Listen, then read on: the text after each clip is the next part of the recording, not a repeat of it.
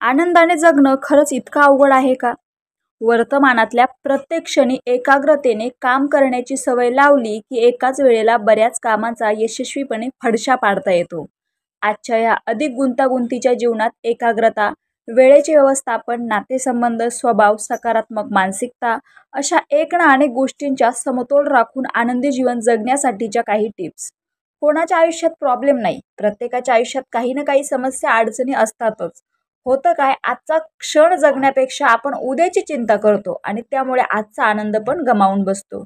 जर आपल्याला जीवन पूर्णपणे आनंदाने जगायचे असेल तर महत्त्वाचे म्हणजे आपल्याला वर्तमानात प्रेझेंट राहायला हवं. पुढे काय होईल, कसे होईल अशी भविष्याबद्दल चिंता करण्यापेक्षा आणि भूतकाळात रमण्यापेक्षा आज जे आहे असे आहे हे लक्षात घेऊन आपण प्रत्येक क्षणाचा आस्वाद घेतला पाहिजे. खरं तर जे लोक वर्तमानात जगतात ते जास्त आनंदी, अधिक आशावादी आणि सकारात्मक, कमी दुःखी, उदासीन म्हणजेच एकूणच जीवनात जास्त समाधानी असतात. आयुष्यात आनंदी राहण्यासाठी व्यक्त व्हा. समस्या आपल्या जवळच्या व्यक्तीशी शेअर करा. ध्यान, योगा, व्यायाम करा. निरोगी जीवनशैली जगा.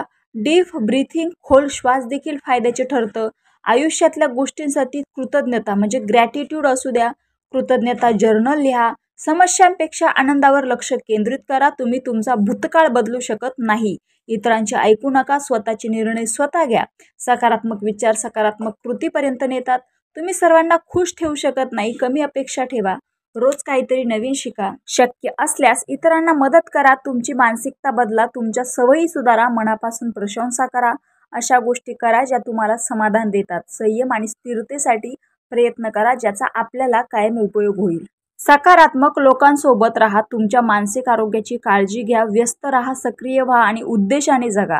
चिंता, काळजी हाताळण्यासाठी आपल्याला समस्येवर फोकस न करता आपल्याला समाधान शोधायचे असते. जास्त काळजीमुळे आपली लक्ष केंद्रित करण्याची क्षमता नष्ट होते.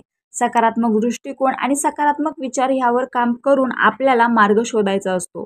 आनंदी लोक ते नसतात ज्यांच्याकडे सर्व काही आहे, परंतु जे त्यांच्याकडे आहे त्यामध्ये ते आनंदी असतात. समाधानासाठी, भविष्यातील कल्याणासाठी चांगल्या सवयी आपल्याला मदत करतात. यात शिस्त, समर्पण, दृढ निश्चय, सहकार्य, सर्जनशीलता, आपल्या भावनावर नियंत्रण, छंद, कला यासाठी वेळ द्यावा लागतो. स्वतःवर काम करावं लागतं. एक महत्त्वाची सवय लावावी लागते, ती म्हणजे तक्रार न करणं. आपल्याला छोट्या छोट्या गोष्टींमध्ये आनंद शोधायचा असतो. ग्रोथ माइंडसेट आपल्याला आपल्या ध्येयाकडे नेण्यास मदत करतं.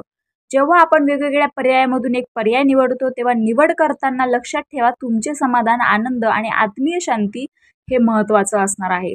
वर्तमान म्हणजे प्रेझेंट म्हणजे गिफ्ट. तेव्हा ह्या क्षणाचा आनंद घ्या. आजचा विचार करा.